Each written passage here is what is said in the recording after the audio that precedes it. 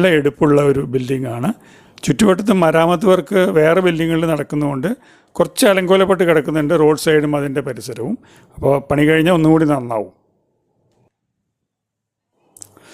നല്ല വൃത്തിയുള്ള ലോഡ്ജാണ്. എല്ലാ സൗകര്യങ്ങളും ഉണ്ട്.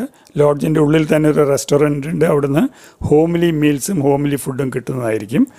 പിന്നെ കാർ പാർക്കിങ്ങിനും ഒരു ബുദ്ധിമുട്ടുമില്ല.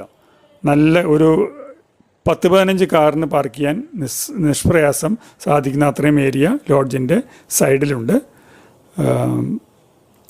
പിന്നെ ഭക്ഷണം കഴിക്കാനുള്ള പുറമേ ഹോട്ടലിൽ പോകണമെങ്കിൽ അതും അടുത്തടുത്തായിട്ട് തന്നെ ഉണ്ട്.